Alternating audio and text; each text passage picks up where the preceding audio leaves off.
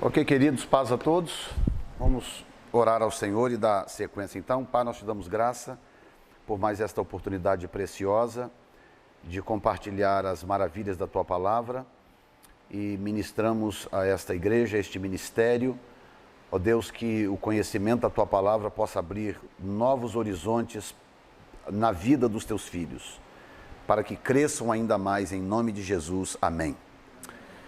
Muito bem. Nós estamos, então, na sequência do estudo do livro de Atos. Então, esse é o módulo de número 3. Portanto, Atos dos Apóstolos, módulo 3, aula de número 1. Nós vamos entrar aí na página... Você pode abrir logo a primeira página aí, a página de número 1. Você vai ver que logo depois da tabela da matéria, tem a recapitulação do segundo volume, que a gente não precisa necessariamente ler, porque eu tenho de qualquer maneira que fazer um resumo para a gente poder pegar impulso aqui para o que vem em seguida. Essa apostila número 3, ela estuda os capítulos 15 ao 21. E a última apostila que vem por aí, então, dos capítulos 22 ao 28. Encerrando dessa forma o livro de Atos. Na primeira apostila, eu expliquei para os irmãos por que Atos a gente estuda diferente das outras epístolas, das outras matérias do seminário. Imagine que o Velho Testamento tem... As divisões são muito parecidas do Velho e Novo Testamentos, né? No caso do Velho Testamento, nós temos a lei, que é o Pentateuco. No Novo Testamento, nós temos, entre aspas, a lei, que são os evangelhos, né? A lei reinterpretada por Jesus. Nós temos os livros históricos, que são vários livros históricos. E aí é que vai a diferença. Nós temos, por exemplo, nós temos a 1º e 2º Samuel, 1º e 2º Reis, 1º e 2º Crônicas. Nós temos Esdras e Neemias, temos Esther, são livros históricos do Velho Testamento. Aí vai a diferença. No Novo Testamento, nós temos um único livro histórico. Um livro histórico. Então, se eu vou para o Velho Testamento e eu quero conhecer a história de Israel, eu tenho vários livros para ler. Se eu perder um livro, eu ainda tenho outro. No caso de 1º e 2º Reis, por exemplo, eu tenho o backup, que é 1º e 2º Crônicas. Se eu perco uma coisa, eu tenho a outra. O Novo Testamento foi desenhado diferente. Nós temos os evangelhos, que é Cristo reinterpretando a lei. Nós temos as epístolas, que é a doutrina dada ao Senhor para a igreja. E nós temos o livro profético, que é o livro do Apocalipse. E nós só temos um livro prático no Novo Testamento, que é o livro de Atos. O que acontece se eu perder o livro de Atos? Vamos supor que o livro de Atos tivesse se perdido na história e nós tivéssemos o Novo Testamento todinho sem o livro de Atos. Qual seria a situação da igreja? Muito simples, nós teríamos todos os evangelhos mostrando quem Jesus é, nós teríamos todas as epístolas mostrando a doutrina da igreja, a identidade da igreja, mas nós não teríamos nenhum exemplo prático de como a igreja deveria colocar em prática aquele modelo doutrinário que as epístolas nos dão. Então, se eu estudar o Novo Testamento e eu perder o livro de Atos, no sentido de interpretá-lo mal, ou entendê-lo mal, ou não compreender o livro de Atos, guess what? Eu perdi a única referência prática que a igreja tem no Novo Testamento. Então, o livro de Atos começa com Lucas meio que conectando o evangelho de Lucas, o evangelho dele, ao livro de Atos. E ele começa dizendo o seguinte: olha, eu escrevi o primeiro tratado a respeito das coisas que Jesus começou a fazer e a ensinar. E aí dali ele continua a história, como a gente viu aqui na introdução da primeira apostila e na segunda apostila. Ele começa então a história contando, dando um panorama geral da situação da igreja, mostrando a igreja judaica, que até o capítulo 10 do livro de Atos a igreja era 100% judaica. Os gentios são introduzidos no capítulo 10, com a conversão de Cornélios. Até Cornélio se converter, nós temos uma igreja judaica, 100% judaica. O que nos ajuda a entender um pouco o que a gente vem falando desde o início da matéria, que é a diferença entre o evangelho do reino e o evangelho da graça. Então, a inserção dos gentios no capítulo 10 mostra que, em primeiro lugar, Deus cumpriu com a missão de priorizar os judeus. Jesus veio e ele disse: eu não fui enviado senão as ovelhas perdidas da casa de Israel. Então, durante toda a vida adulta de Jesus, ele nunca saiu das bordas de Israel.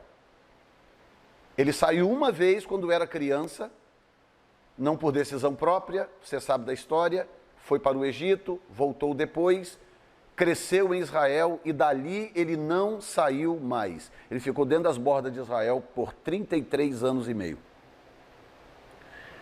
Ali ele pregou o evangelho, ali ele ensinou, ali ele curou, ali ele fez milagres extraordinários. E a identidade ministerial de Jesus, a identidade missionária, né, vamos colocar entre aspas, de Jesus, estava diretamente, profundamente e diretamente conectada à nação de Israel. Portanto, toda vez que eu leio algo que Jesus disse, eu preciso entender que, em primeira instância, ele está dizendo aquilo para Israel. Tá? Tudo que nós hoje coletamos nos evangelhos e aplicamos para a igreja, nós estamos aplicando isso em segunda instância. Porque a Bíblia, ela funciona em forma de camadas, né? A revelação bíblica funciona em forma de camadas. Existe uma camada por cima de outra camada. Então, a primeira camada de revelação bíblica que nós encontramos na Bíblia é para a nação de Israel. Primeira camada. Quando você... Deixa eu colocar dessa forma. Se você pegar a Bíblia, levar lá em Marte, onde tem alguém morando lá que nunca ouviu falar de igreja, de Deus, de Jesus, de ninguém, levar essa Bíblia lá e falar: lê esse livro e me diga o que você entendeu. Quando ele terminar de ler o livro, ele vai dizer: eu entendi que tem um Deus que criou uma nação para cumprir com um determinado propósito e escrever um livro para esta nação. É isso que a pessoa concluiria se ela lesse a Bíblia desarmada, sem qualquer intenção de interpretar aquilo pelo âmbito espiritual. Então, a primeira instância dos 4 evangelhos é para a nação de Israel. Então, Jesus disse coisas como... aliás, não só Jesus, mas um texto como o início do livro de João, capítulo 1, versículos 10, 11 e 12. Ele veio para o que era seu. Ele veio para o que era seu. Os seus não o receberam. Mas a todos quantos o receberam, deu-lhes o poder de serem feitos filhos de Deus. Portanto, fora os que eram seus, que era aquela etnia, nenhum dos demais tinha o direito legal, o direito legítimo de ser feito filho de Deus. O fato dos seus terem rejeitado, não terem compreendido a sua vinda, então ele abriu a porta para que os demais de fora pudessem ser feitos filhos de Deus.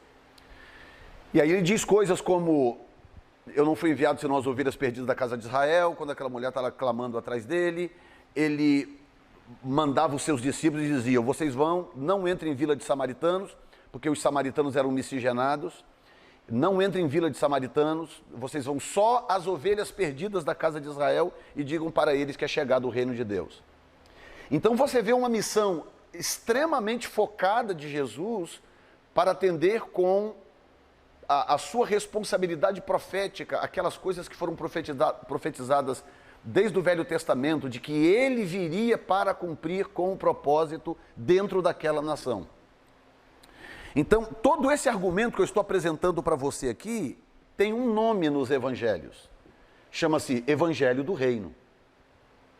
O Evangelho do Reino não é outra coisa senão o cumprimento de todas as profecias do Velho Testamento aplicadas à nação de Israel. Toda vez que eu falo sobre isto, toda vez que eu anuncio isto, toda vez que eu reivindico essas coisas do Velho Testamento, apontando para o seu cumprimento nos evangelhos, isso tem nome, chama-se Evangelho do Reino. Mas o Novo Testamento apresenta um segundo evangelho. Qual é a diferença entre os dois, já que a mensagem central é a mesma dos dois evangelhos? A mensagem central dos dois evangelhos é que Jesus Cristo, Filho de Deus, veio ao mundo para morrer pelos nossos pecados, para nos resgatar do império das trevas e nos transportar para o reino do Filho do seu amor. Essa é a mensagem central dos dois evangelhos. Por que então que eles são chamados diferentes? Por que um é chamado Evangelho do Reino, o outro é chamado Evangelho da Graça? Bom, já expliquei o do Reino. O do Reino é aquele evangelho que reivindica toda a carga histórica do Velho Testamento, das promessas e das profecias, do cumprimento de um reino que havia sido legado a Davi. Então Deus fez uma promessa para Davi em 1 Samuel, dizendo: o seu reino nunca mais passará, o seu reino vai ser eterno. Eu vou eternizar o seu reino. Quando Deus fez essa promessa para Samuel, para Davi, Deus estava lançando o fundamento sobre o qual a nação de Israel iria construir para o resto da sua vida, que era a expectativa da vinda de um rei, de um Messias, de um enviado, que iria reconstruir o reino de Israel, teocraticamente falando, e restaurar todas as coisas ao seu estado original. Isso tem nome, chama-se Evangelho do Reino. Então, toda vez que você ouve falar o Evangelho do Reino, o Evangelho do Reino, ou a mensagem do Reino, muita gente fala, mas não sabe do que está falando, essa é a verdade. A mensagem do Reino, o Evangelho do Reino, muita gente usa as expressões, mas elas não têm muita consciência exatamente do que são essas coisas. Mas toda vez que você ouvir, basicamente é isto. O que é o Evangelho da Graça, então? O Evangelho da Graça é o mesmo fundamento de que Cristo é o Salvador, mas uma mensagem sem carga histórica. Uma mensagem que começa na cruz. Então, para eu pregar o Evangelho da Graça, eu não preciso conhecer Abraão, não preciso conhecer Isaac, nem Jacó, nem Moisés, não preciso conhecer Josué, eu não preciso saber do Êxodo, eu não preciso saber dos 10 mandamentos, eu não preciso saber de nada disso. Para pregar o Evangelho da Graça, basta conhecer João 3,16. Porque Deus amou o mundo de tal maneira que deu o seu Filho unigênito para que todo aquele que nele crê não pereça, mas tenha a vida eterna. Eu pastoreei 10 anos numa cidade do Brasil chamada Colatina e tinha uma irmã chamada Cesária, analfabeta, completamente analfabeta, mas uma mulher de Deus, de oração, orava, Deus curava as pessoas, uma mulher de Deus, mas analfabeta. E ela andava não sabia ler, mas andava com a Bíblia na mão. E ela era tão analfabeta que às vezes ela abria a Bíblia de cabeça para baixo. Fazia de conta que ela estava lendo, diz aqui na palavra de Deus, abria de cabeça para baixo. Está escrito aqui, porque Deus amou o mundo de tal maneira. E ela citava João 3,16, que ela memorizou. Ela tinha memorizado alguns versículos da Bíblia, o preferido dela era João 3,16. E ela citava João 3,16 e ela pregava, falava sobre o amor de Deus, falava sobre o sacrifício de Jesus, ganhava almas para Jesus, levava para a igreja, o pastor batizava, e a pessoa ia servir a Deus pro resto da vida. Lá na frente ela ia descobrir que tinha Velho Testamento, ela ia descobrir que teve um cara chamado Abraão, teve um sujeito chamado Isaac, outro chamado Jacó, teve um povo chamado Israel, teve um camarada chamado Moisés. Ela ia descobrir depois, mas já estava salva, já estava com o nome escrito no livro da vida, já estava esperando Jesus voltar para levar ela para o céu. Então o Evangelho da Graça, ele difere do Evangelho do Reino, no que tange a carga histórica. O Evangelho do Reino tem uma carga histórica. É impossível pregar o Evangelho do Reino sem citar Abraão, Isaac e Jacó, sem citar o Êxodo, a escravidão, o Êxodo, sem citar Moisés, a lei, os 10 mandamentos, sem citar os profetas, tudo que foi profetizado a respeito de Jesus. Impossível pregar o Evangelho do Reino sem citar essas coisas. Por isso que eu digo, o melhor retrato do Evangelho do Reino. Aliás, deixa eu perguntar para os que estão aqui desde o começo, né? Qual é o livro do Novo Testamento que melhor retrata o Evangelho do Reino? Os que estavam aqui do começo. Hã? Qual é? Você está me falando ou perguntando? Qual é o livro do Novo Testamento que melhor retrata o Evangelho do Reino? É para você que chegou, você que tem estado aqui todas as aulas. É. Ah.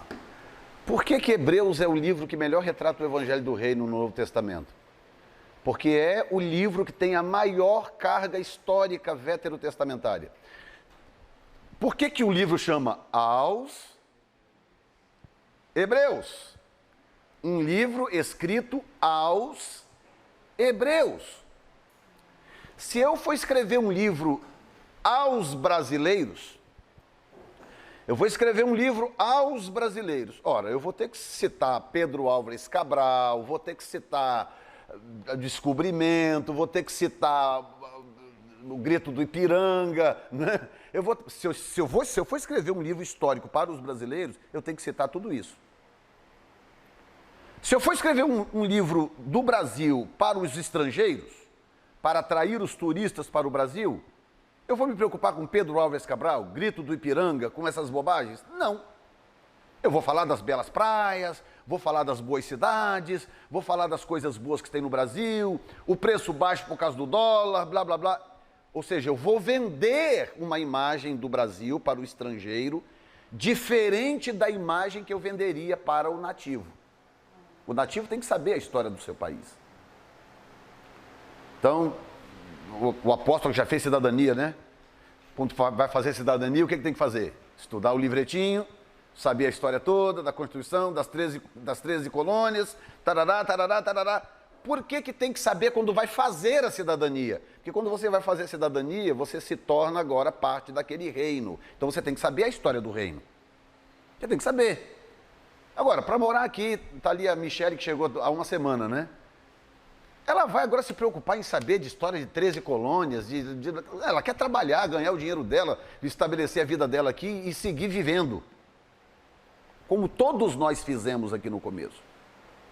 Agora chega lá na frente, vai fazer a cidadania, aí já não é opcional. Quer cidadania? Quero. Então você tem que saber a história do país, como que o país começou, como que se dividiu nas 13 colônias, sobre a Guerra Civil Norte-Sul. Você tem que saber da história da nação para você se tornar membro do reino.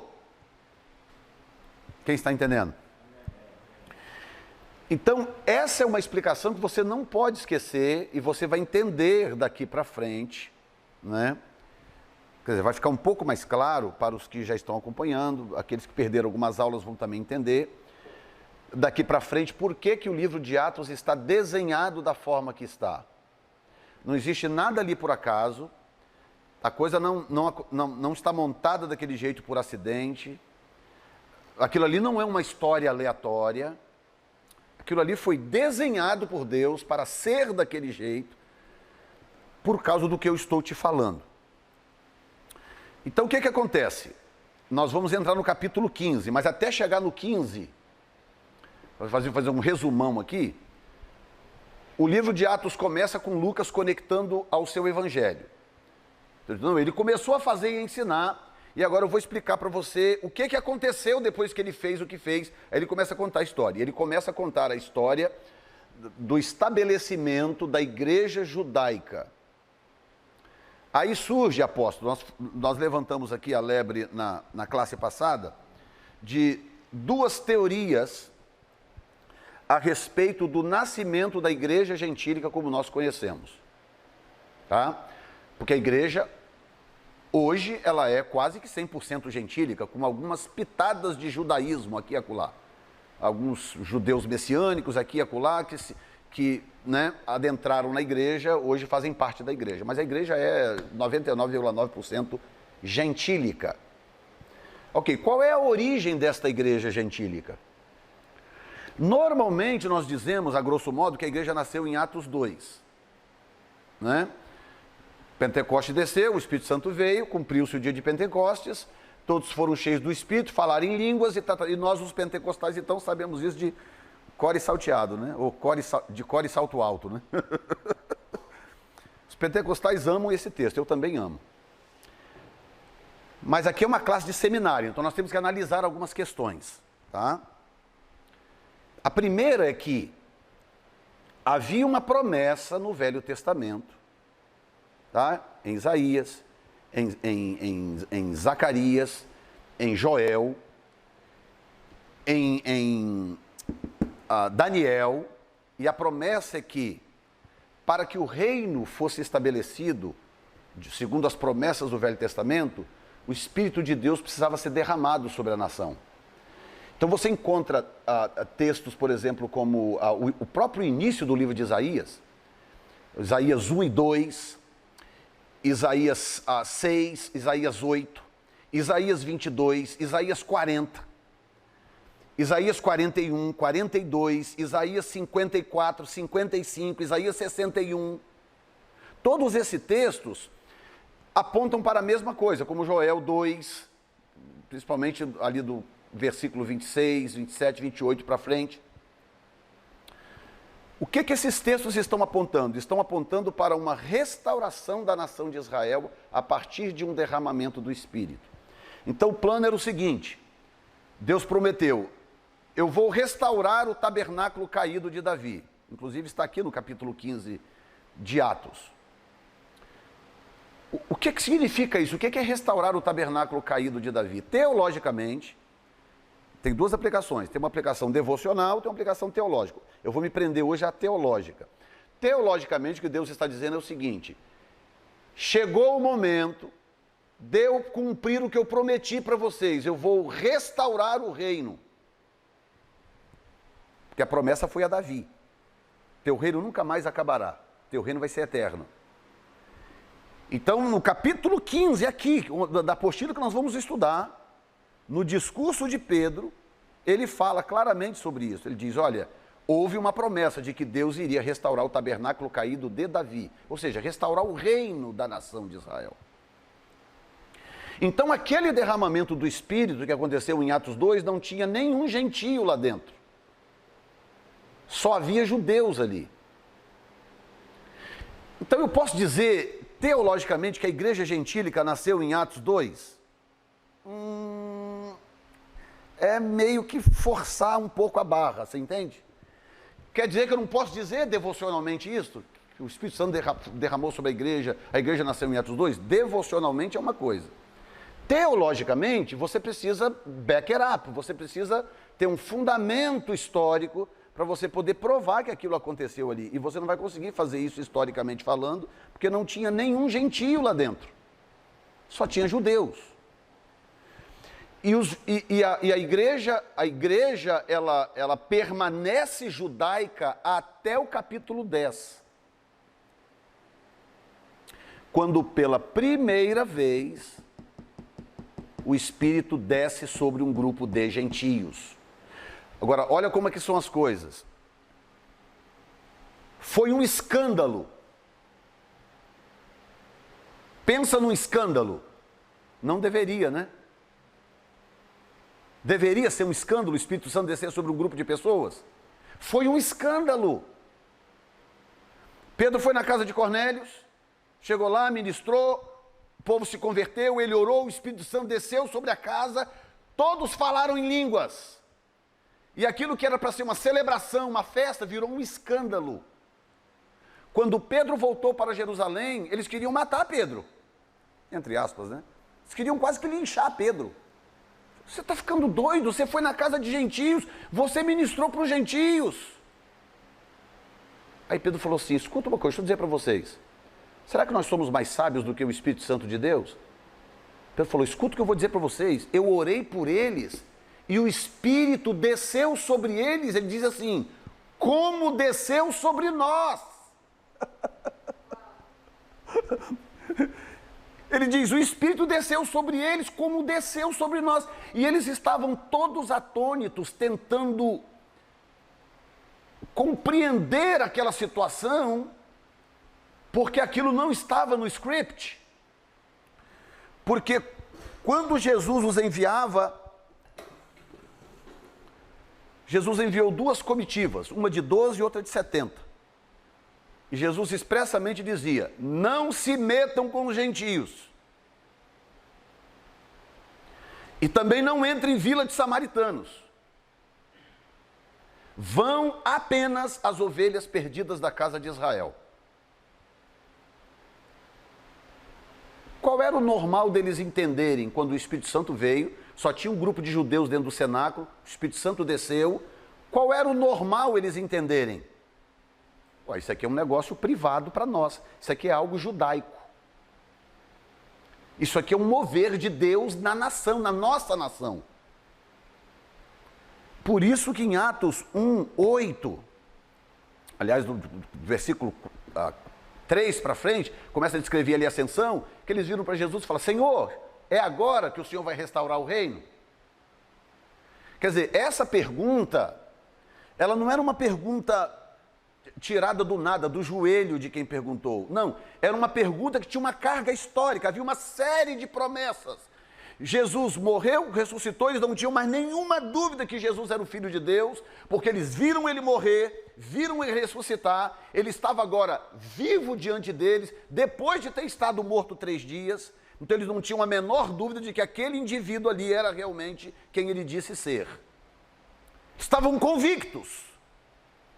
Aí vem a pergunta mágica: Senhor, é agora que o Senhor vai restaurar o reino? Que reino que eles estão falando? O reino de Davi. O reino de Deus a partir da linhagem davídica, que vai restaurar o planeta Terra ao seu estado original.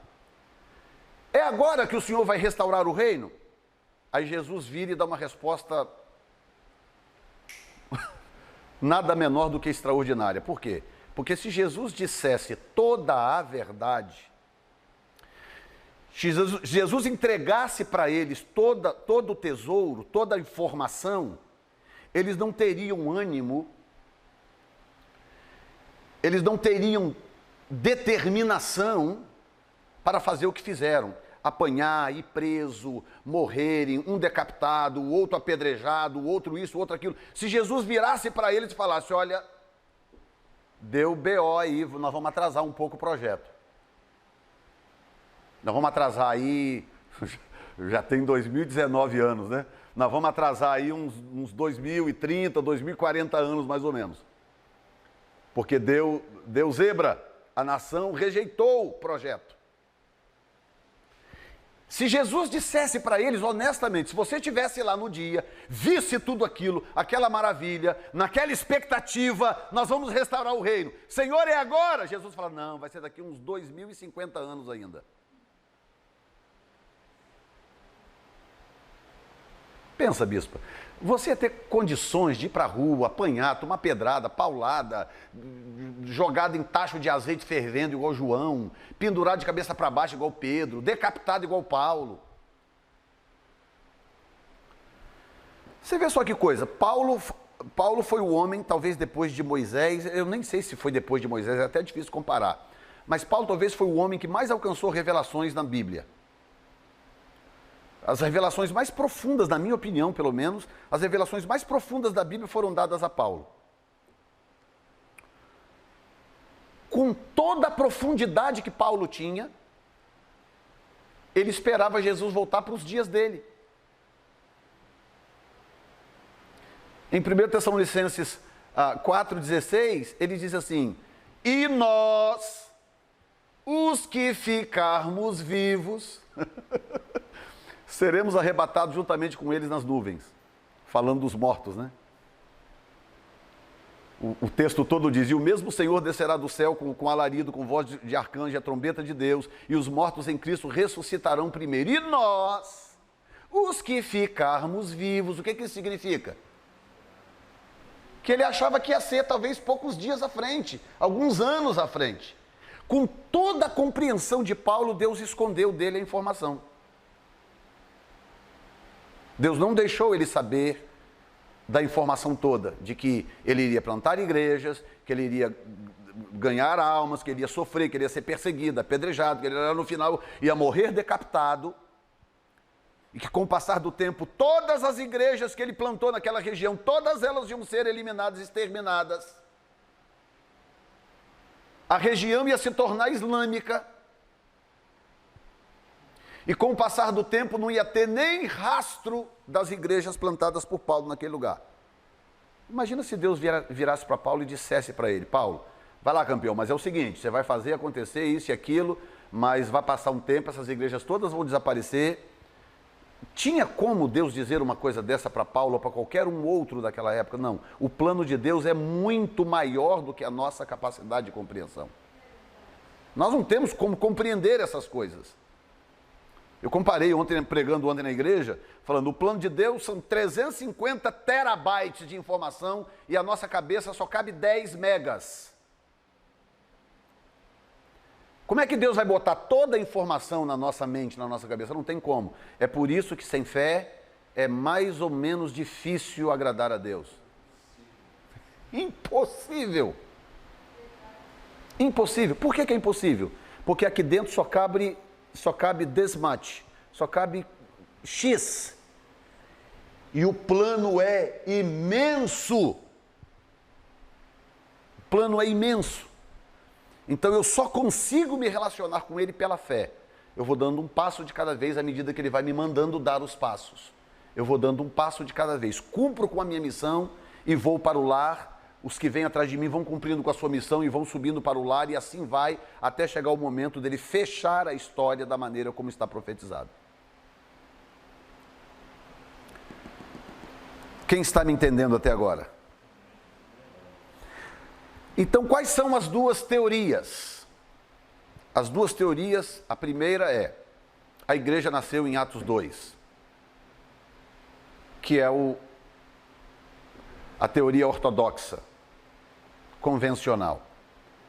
A segunda teoria é que a igreja nasceu em Atos capítulo 10, a igreja gentílica, porque é onde os gentios são inseridos na conta. Até o final do capítulo 9, o que nós temos é Deus sumarizando a história e as promessas para a nação de Israel.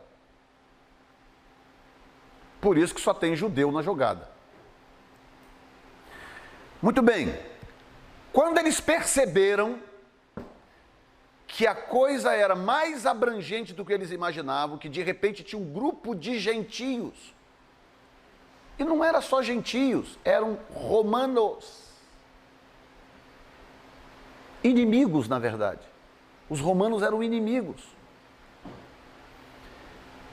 Se fosse gentios, um grupo que veio não sei de onde, da Arábia, da China, da Etiópia. Não! Os gentios eram romanos. E agora, diante dos olhos deles, Deus estava derramando aquele Espírito precioso, santo, aquele Espírito maravilhoso que eles experimentaram no cenáculo. Deus estava derramando aquele mesmo Espírito sobre os romanos. Aí eles deram um pinel, falando, não é possível, o que nós perdemos aqui? O que nós não entendemos? Aí eles foram em busca de compreender. Razão do porquê a ida de Pedro à casa de Cornélios foi tão controversa. Olha a trabalheira de Deus, gente. Os que profetizam aí sabem, quando Deus diz algo, está dito, acabou. Deus diz algo, está dito. Deus não precisaria dizer a mesma coisa duas vezes. Deus disse, está dito. Pois com Pedro, Deus teve que falar 3 vezes a mesma coisa. Por quê? Porque Deus sabia do impacto que ia ser. Então Deus dá uma visão. Esse é um lençol branco, um monte de animal impuro. E aí Deus fala, Pedro, mata e come. Aí, mas nunca, Senhor, de jeito, na minha boca nunca entrou coisa impura. Porque no Velho Testamento aqueles animais eram considerados impuros. Aqueles animais eram uma tipologia ou uma analogia ao povo gentio. Aí a mesma visão pela segunda vez, Deus fala, Pedro, mata e come. Olha, Deus está mandando matar e comer. Fala, Senhor, nunca, na minha boca nunca entrou essas coisas. Terceira visão, Deus fala, Pedro, mata, campeão, e come. Senhor, nunca entrou coisa imunda ou impura na minha boca.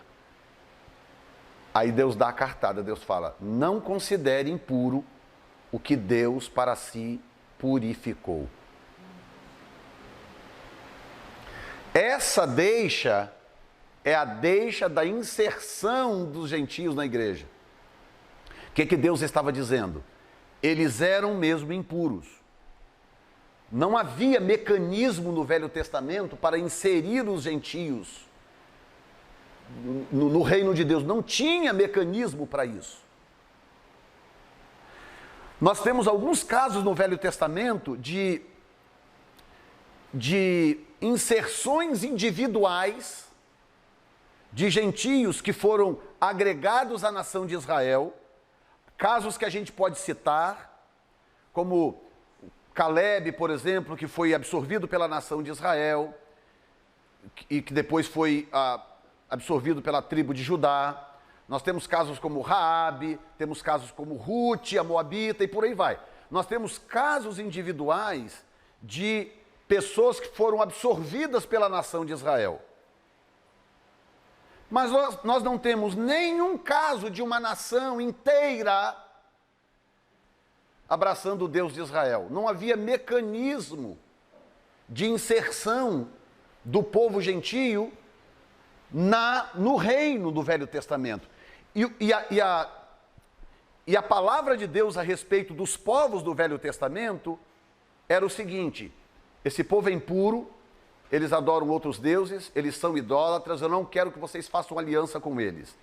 No Velho Testamento a ordem era essa: não façam. Outra coisa, não deem as filhas de vocês para casarem com os filhos deles, não deem os filhos de vocês para casarem com as filhas deles, não se envolvam com eles, não adorem os deuses deles, não façam aliança com eles, porque eles são impuros. Nós não estamos falando de 5, 10 anos, nós estamos falando de gerações e mais gerações, uma nação que por gerações a gerações, aprenderam que aqueles que não adoravam o Deus de Israel, que eram idólatras, que viviam aquela vida profana das nações, sacrificavam crianças e etc e tal, aquelas pessoas eram impuras. Não havia mecanismo de inserção no Velho Testamento. Jesus veio, morreu, ressuscitou, pronto, o mecanismo de inserção estava ali. Mas agora como é que você muda, apóstolo? Como é que você muda centenas ou milhares de anos de cultura? Como é que você pega uma cultura que está forjada em centenas de anos e muda aquilo? Então, até o próprio Deus precisou de um processo. 3 visões idênticas para que Pedro entendesse que agora havia um mecanismo divino de inserção do povo gentio dentro daquele organismo criado por Deus chamado de eclesia. Capítulo 10. Por que Deus insistiu com Pedro para ir? Ou por que Deus deu a Pedro, de forma tão sobrenatural, aquela compreensão? Porque ele sabia que Pedro ia ter problema depois. Se Pedro não estivesse imbuído de uma convicção divina, ia dar problema. Aí quando Pedro volta, Pedro tem que se explicar, dizendo: não, gente, espera um pouquinho, calma. Eu vi o Espírito descer sobre eles, do mesmo jeito que desceu sobre nós no cenáculo, eu vi. Será que nós somos mais sábios do que o Espírito Santo? Aí eles falaram: então espera um pouquinho, então tem algo aqui que nós não entendemos. Aí começa o processo de compreensão de que a coisa tem uma dimensão maior do que eles imaginavam. Dali para frente vem uma sucessão de acontecimentos. Aí Romanos, se você puder abrir Romanos 1,16.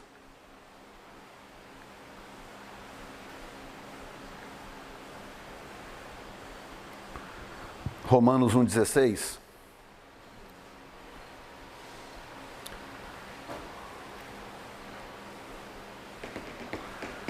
Porque não me envergonho do evangelho de Cristo, pois é o poder de Deus para a salvação de todo aquele que crê, vírgula, o que diz aí?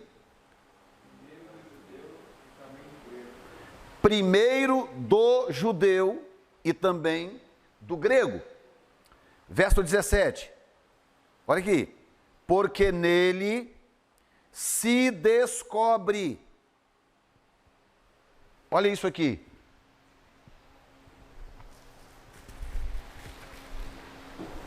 olhem aqui para mim, o que é descobrir? Descobrir é o quê? Revelar algo que está coberto ou oculto, right? Olha o que o texto está dizendo. Porque nele se descobre a justiça de Deus de fé em fé, como está escrito, mas o justo viverá da fé. Então o que Paulo está dizendo? Paulo está dizendo, ok, o evangelho é o seguinte, o evangelho é o cumprimento de tudo aquilo que nós esperávamos, ele é o poder de Deus para a salvação de todo que crê, mas há uma ordem. A ordem é o seguinte, primeiro o judeu. Então, Jesus vem e diz, não, eu vim para os judeus. Senhor, tem misericórdia, minha filha está endemoniada. Não me interessa, eu vim para os judeus. Senhor, mas eu não vou jogar o pão para os cachorros, minha filha, eu vim para os judeus. Senhor, mas socorre, me socorre. Se jogou nos pés de Jesus, adorou. E aí você sabe que a adoração derrete o coração de Jesus, né? Se jogou no chão adorando, Jesus falou, a sua fé, realmente a sua fé é tremenda, eu não vou ter como te ignorar. Vai que a tua filha está curada. A mulher foi embora curada, ele volta para os judeus. Ok? Por que ele está fazendo isso? Porque ele está cumprindo um princípio. Primeiro os judeus. Aí no capítulo 11 do mesmo Romanos, ele explica. Ele explica. Tá? Que a explicação é um pouco mais complexa, que talvez não dê para eu voltar no assunto aqui, que é o fato de Israel ter desobedecido a Deus tanto no Velho Testamento, o fato deles terem teimado com Deus por 40 anos no deserto, o fato de todos os reis do reino do norte de Israel, o norte, terem sido reis pagãos que desonraram a Deus, o fato de alguns reis do sul de Judá também terem desonrado a Deus, o fato da nação ter desonrado a Deus por tantos anos, Deus tomou uma decisão que o escritor aos Hebreus explica. Deus diz assim, vocês não vão entrar no meu descanso. O preço que vocês vão pagar por tudo que vocês fizeram comigo no Velho Testamento é que vocês não vão entrar no meu descanso. Que descanso é esse? Esse descanso tem um nome. Que descanso é esse? Quem estava aqui na aula passada? Começa com G, termina com Zus. Que descanso é esse?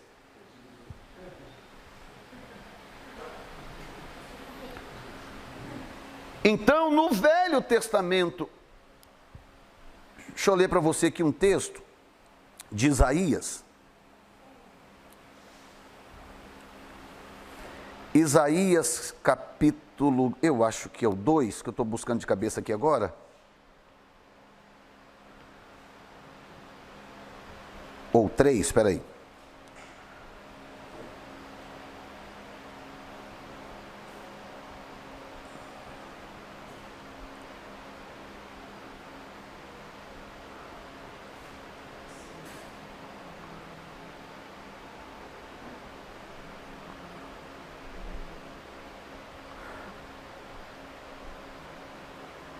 Ok, não é o 2 nem o 3, é o 6. Abre comigo em Isaías capítulo 6.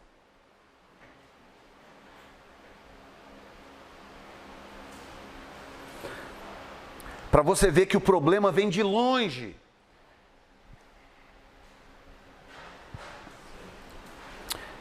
Isaías 6.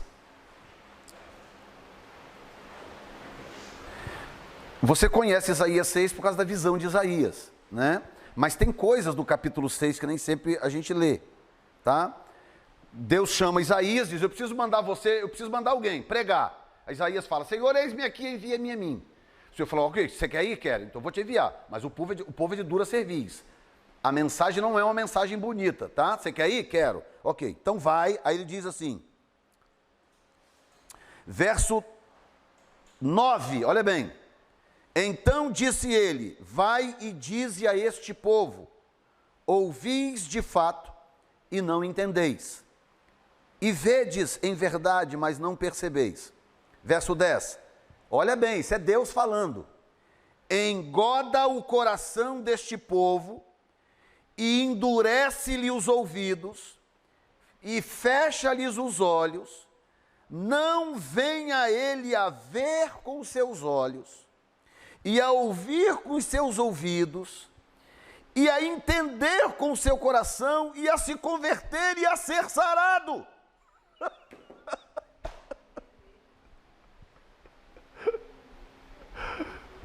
Ou seja, Deus diz assim, é o seguinte, eu quero punir esse povo, mas se eles se arrependerem, eu não vou poder punir.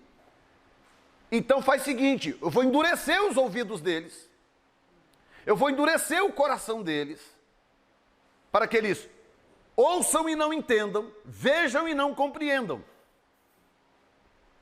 Meu Deus do céu. Agora, olha só se isso é coincidência. Marcos 4:12, abre lá. Marcos 4:12. Deixa marcado esse texto aí de Isaías, que você precisa desse texto. Tá? Deixa marcado esse aí e abre em Marcos 4:12. Para você entender de onde vem o problema. Marcos 4:11. Todo mundo lá? E ele disse-lhes, ele quem? Jesus. A vós vos é dado saber os mistérios do reino de Deus, mas aos que estão de fora, todas estas coisas se dizem por parábola. Eu preciso disso aqui. Não, isso aqui está aqui de propósito. Por parábolas. Verso 12. Para que vendo, vejam e não percebam. E ouvindo, ouçam e não entendam. E para que se não se convertam e sejam perdoados os seus pecados.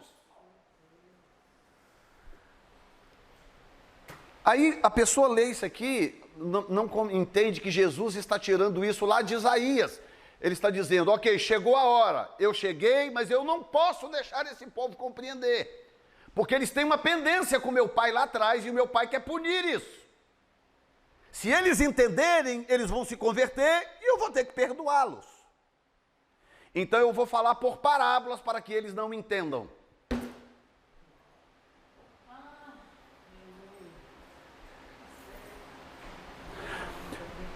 Aí Jesus falava, contava as parábolas, aí pegava os discípulos, vem cá vocês. Aquela parábola que eu contei do semeador é o seguinte, é isso, isso, isso, isso e isso, ok? Para vocês eu explico os mistérios do reino, mas eles não, eu não quero que eles entendam. Cabe na sua cabeça isso?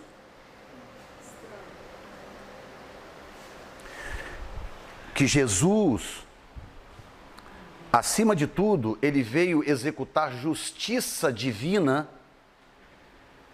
E dentro desse arcabouço chamado justiça, havia uma pendência do Velho Testamento. E Deus disse, vocês aprontaram demais. E por causa disto, eu não vou deixar vocês entrar no meu descanso.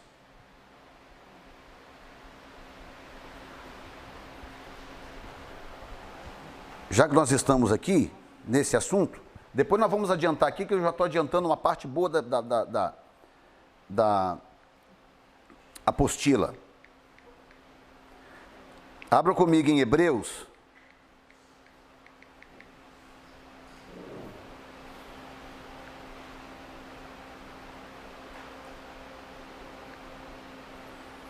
Capítulo... Espera aí.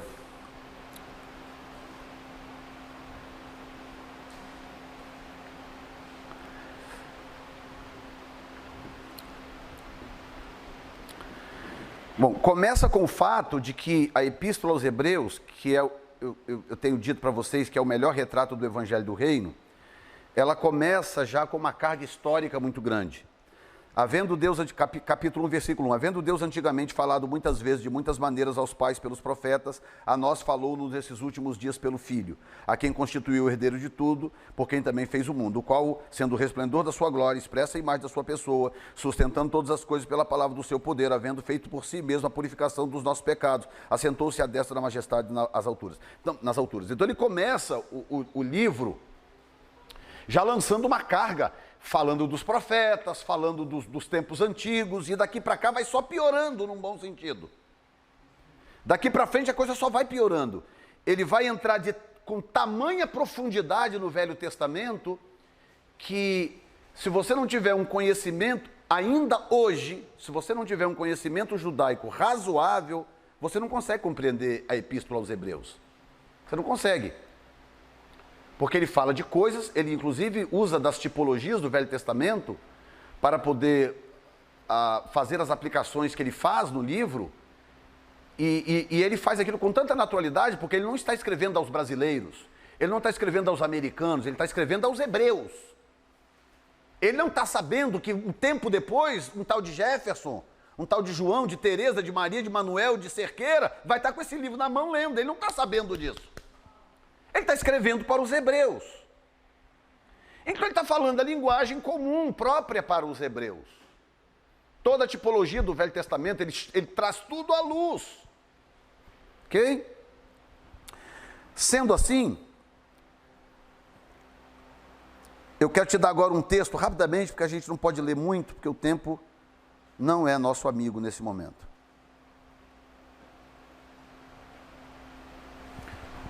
Deixa eu pegar aqui nas anotações que eu tenho aqui, que eu não estou conseguindo lembrar de cabeça.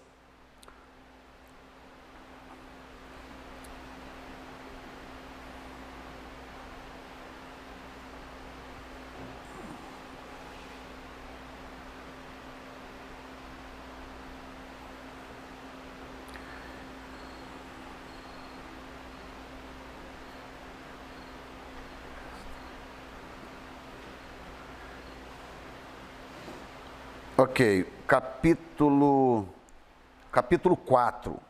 Eu estava procurando no 3, mas é no 4. Hebreus capítulo 4.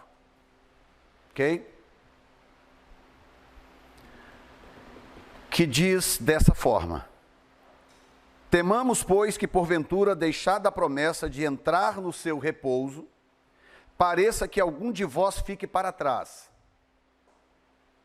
Porque também a nós foram pregadas as boas novas como a eles. Mas a palavra da pregação nada lhes aproveitou, porquanto não estava misturada com a fé naqueles que a ouviram. Porque nós, os que temos crido, olha bem, porque nós, os que temos crido, o que Jesus fazia, diz Marcos 4,12, diz que ele falava por parábolas para eles não crerem. Ele falava por parábola para não deixar eles entenderem, porque se eles entendessem, eles iam crer. Então o negócio era não deixá-los crer. Agora olha o que o escritor está dizendo. Porque nós, os que temos crido, entramos no repouso. Tal como disse, assim jurei na minha ira, que não entrarão no meu repouso. Embora as suas obras tivessem acabadas desde a fundação do mundo, porque em certo lugar disse assim do sétimo dia, e repousou Deus de todas as suas obras no sétimo dia. E outra vez neste lugar, não entrarão no meu repouso. Visto, pois, olha bem, ele está interpretando agora. Visto, pois, que resta que alguns entrem nele, e que aqueles a quem primeiro foram pregadas as boas novas, não entraram por causa da... O que está escrito aí no texto? Por causa da, final do verso 6. Dureza de coração ou desobediência, como no caso da minha versão. Determina outra vez um certo dia, hoje dizendo por Davi, muito tempo depois, como está dito, hoje se ouvirdes a sua voz, não endureçais o vosso coração. O escritor está dando uma alerta. Olha aqui, gente. Ouça essa, crente. O escritor está dando uma alerta. Ele está dizendo, vai uma dica. Esse é o escritor falando, vai uma dica. Quando você ouvir a voz dele, não endureça o coração, hein? Não endureça o coração. Porque o escritor está vindo de um raciocínio. Ele está dizendo o seguinte, olha, os outros que não creram, eles perderam o repouso. Por que eles perderam? Final do verso 6. Por causa da desobediência. Aí ele diz, então quando você ouvir a voz dele, não endureça o coração. Porque você endurece hoje, aí ele releva, te perdoa. Você endurece amanhã, ele releva, te perdoa. Você endurece depois de amanhã, ele releva, te perdoa. Você endurece aqui, ele releva, te perdoa. Você endurece aqui, ele releva, te perdoa. Chega um ponto que ele fala, então agora eu vou endurecer o seu coração para que você não entenda mais e não se arrependa, para que eu possa exercer juízo sobre você. Gente, não é isso que Paulo diz no capítulo 11 de Romanos? Não, o capítulo 11 de Romanos não é outra coisa, é isso. Paulo está dizendo, olha, Deus cegou temporariamente Israel até que o tempo dos gentios se completasse. E Deus está dizendo, se ele punir os ramos naturais, ei, cuidado você que é jambuzeiro, hein? Entendeu? O raciocínio de Romanos está dentro desse contexto aqui de Hebreus. Ele está dizendo, não brinque com Deus, porque ele não poupou os ramos naturais, também não poupará a ti. Já viu o caso, o apóstolo já viu isso certamente, a bispa, talvez vocês já viram, caso em que as pessoas, você pode falar, pregar, orar, jejuar, você faz e acontece, e a pessoa não compreende mais. Você peleja, você faz de tudo, fala, prega, gente, anuncia, avisa, warning, luz vermelha, não adianta mais. Cauteriza a mente da pessoa, acabou. A pessoa não ouve mais. O que pode ser? Não vou dizer que todo caso, mas o que pode ser? Pode ser aquele caso em que a pessoa provocou a Deus de tal forma que Deus agora não quer mais que ela compreenda. Porque ele quer executar juízo. Para executar juízo, é preciso que não haja arrependimento. Essa é a situação de Israel. Agora, escute bem, como que é importante entender o que eu estou te falando. Quando você move para o assunto da escatologia, do cumprimento das profecias, o que você está aprendendo aqui sobre o livro de Atos vai te dar uma dimensão de compreensão das profecias que você não tem noção. Você vai conseguir compreender certas coisas que os pós-tribulacionistas, por exemplo, não conseguem compreender. Não conseguem. Por que eles não conseguem compreender que a igreja vai ser tirada antes? Por que os pós-tribulacionistas não conseguem entender que a igreja vai ser arrebatada antes da grande tribulação? Eles não conseguem entender porque eles não conseguem entender isso que vocês estão entendendo. Eles não conseguem ver a diferença entre os dois evangelhos, reino e graça. Eles não conseguem ver a diferença entre os dois povos, Israel e gentios. Eles não conseguem. Eles não conseguem fazer essa conexão. Como eles não conseguem fazer essa conexão, não tem como eles compreenderem por que a igreja é tirada antes. Entendeu? A igreja é tirada antes porque a igreja entrou no repouso. Israel foi impedido de entrar no repouso temporariamente, diz Romanos 11, 10 e 11. A igreja entrou, Israel não conseguiu entrar. Então Israel agora precisa passar por um processo, comumente chamado de as 70 semanas de Daniel. Não tem a profecia do capítulo 9 de Daniel? As 70 semanas de Daniel? A promessa da profecia, pode abrir comigo aí, e por favor, vão marcando esses textos, pelo amor de Deus, que depois eu não consigo repetir isso aqui nunca mais. Daniel 9.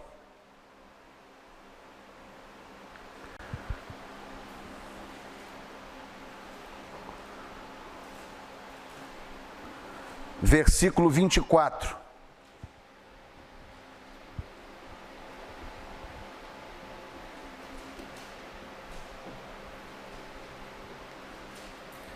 Daniel 9, 24.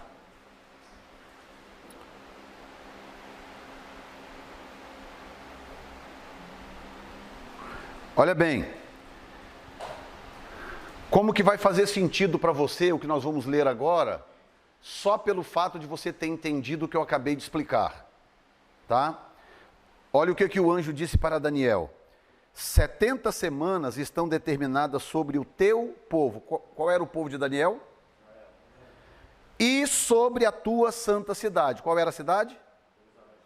70 semanas estão determinadas sobre o teu povo e sobre a tua santa cidade, vírgula, para extinguir a transgressão, dar fim aos pecados, expiar a iniquidade, trazer a justiça eterna, que não é outra coisa senão o estabelecimento do reino, selar a visão e a profecia. O que é que sela a visão e a profecia?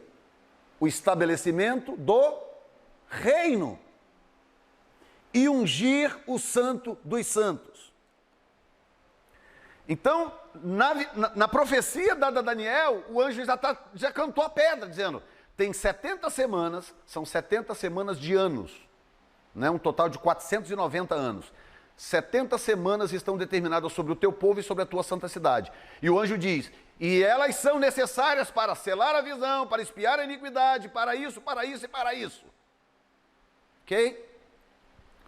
Até a morte e ressurreição de Cristo cumpriram-se 69 semanas.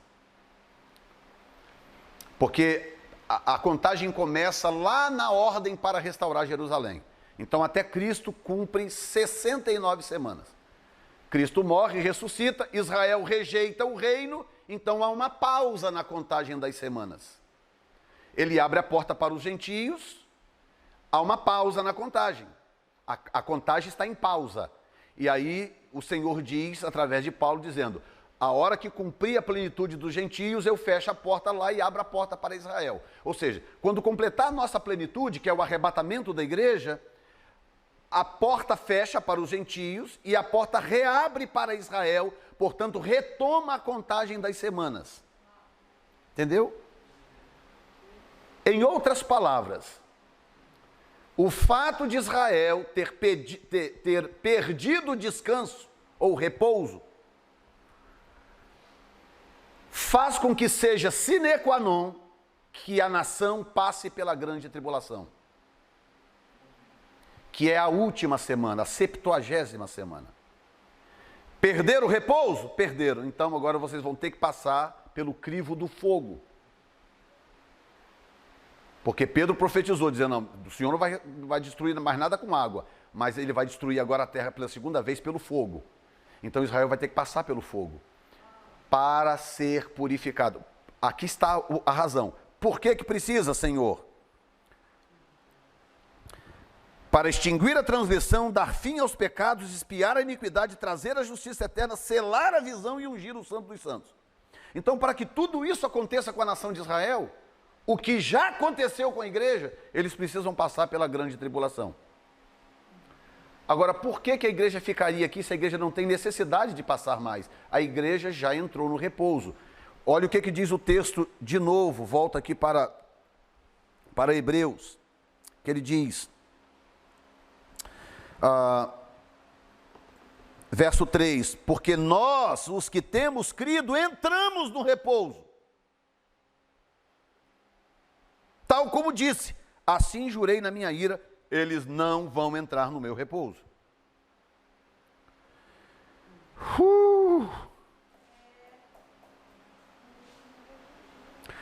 E sabe aquele texto que a gente gosta demais, que a palavra de Deus é como espada de dois gumes, que penetra, que divide, sabe? É aqui que está o texto. O texto está dentro desse contexto, do capítulo 4. Olha bem, verso 11. Procuremos, pois, entrar naquele repouso, para que ninguém caia no mesmo exemplo da desobediência. Verso 12, agora vem o contexto, hein? Porque a palavra de Deus é viva e eficaz e mais penetrante do que qualquer espada de 2 gumes e penetra até a divisão da alma e do espírito e das juntas e medulas e é apta para discernir os pensamentos e intenções do coração. Quando você coloca esse texto dentro do contexto, ele fica mais grave ainda. Porque o que o escritor está dizendo é o seguinte: ei, gente, pelo amor de Deus, trate Deus com cuidado. Ele está dizendo, eu estou dizendo essas coisas para vocês, isso aqui não é da minha boca, isso aqui é a palavra de Deus, e ela é viva e eficaz, mais penetrante do que uma espada de 2 gumes.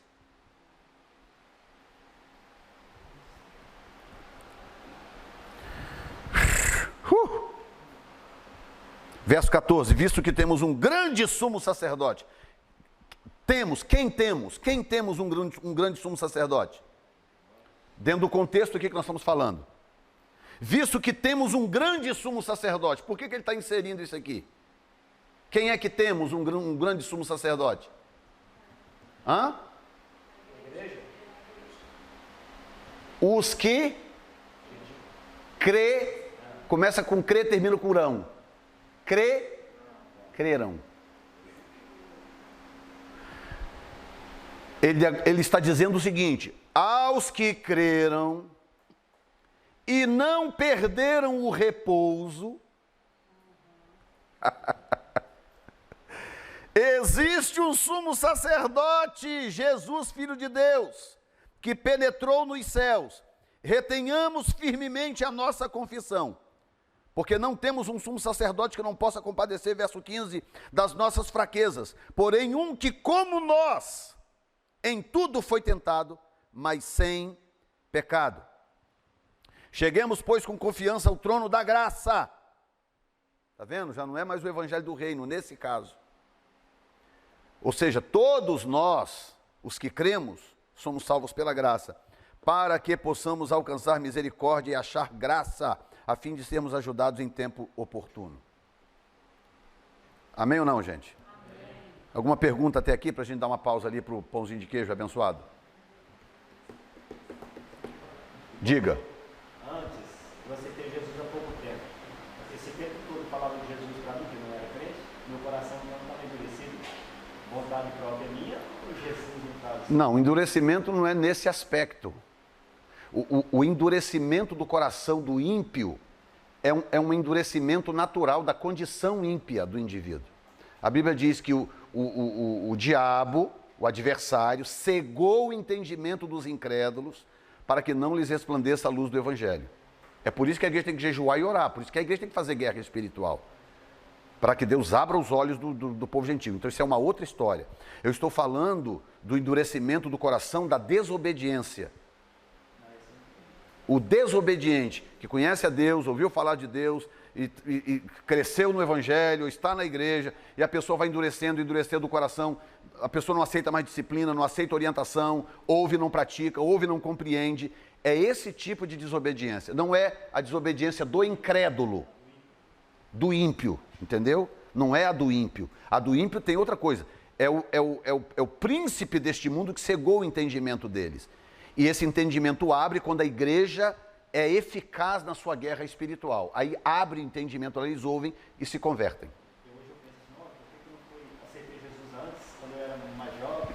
Cegueira espiritual, mas relativa à condição do homem sem Deus. Mais alguma coisa, meus queridos? Apóstolo, fala alguma coisa aí, por favor. O que eu acho interessante é justamente a sentença que foi dada pelo próprio Deus para um povo que era o povo dele. Não era um povo estranho, era o povo dele. Mas o que me deixa extasiado é que o propósito era nos alcançar. Entende? Então nós somos privilegiados. Porque a nossa mente então foi aberta para que acontecesse, se cumprisse em nós, de nós entrarmos nesse descanso, porque sem o qual nós ficaríamos igual a eles. Exatamente. Então, esse Deus, ele realmente ninguém tenta interpretá-lo, porque ele é Deus e ponto. E é um show de misericórdia, né? Show de misericórdia. Porque graça é por isso que é difícil explicar graça. Por isso que é difícil. Você pega um indivíduo que deveria ser executado pelos crimes que cometeu e você dá a ele uma carta de alforria e diz, você está livre. Graça é isso. Não existe mérito nenhum. É um ato de pura misericórdia, né? Amor, né? Isso é um amor incontestável, isso é um amor que não tem explicação para isso. Não existe. Agora, o que é lindo é que se a gente pudesse usar um termo lá do Nordeste, lá de Minas, assim, Deus não dá ponto sem nó. Boa. Porque é magnífico. E hoje nós estamos aqui e nós deveríamos, essa palavra deveria ser muito mais pregada dentro desse texto e contexto aí que você colocou, para a gente avaliar a bondade de Deus para conosco e a gente poder, puxa, de alguma forma retribuir com a nossa vida, com o nosso trabalho, com a nossa adoração, com a nossa dedicação a Ele, por tudo que Ele fez por nós, que Ele provou o amor dele por nós, sendo nós ainda pecadores. Fantástico. Amém, gente. Pausa então para o nosso café. Diga. A gente abriu a mente, a perfeição de Deus pode alcançar os gentios. Nesse plano que Deus traçou para alcançar os gentios, ele usou justamente a nação mais poderosa daquele momento, que era a nação romana, que ali ela ocupou, vou falar assim, eu acho que no meu ponto de vista, das três partes, duas das três partes do mundo, ela ocupava naquela ocasião, e ela justamente escolheu a nação romana ali, que dominava Israel, dominava Jerusalém, para a partir dali alcançar eles, para que ali seja disseminado para o mundo inteiro. Porque se você for analisar, como você mesmo disse, hoje a gente tem 99% de gentios compondo a sua igreja do que os próprios judeus. Então, através da onde foi feito isso? Através dessa nação, que hoje ela é desse tamanhozinho, do tamanho de um ovo, porém o que ela plantou não volta mais. Exatamente. 8 milhões de judeus em Israel só. 8 milhões. Menor do que São Paulo. É impressionante. Muito bem, gente. Pausa então ali, 10 minutinhos. A gente volta em seguida, tá bom?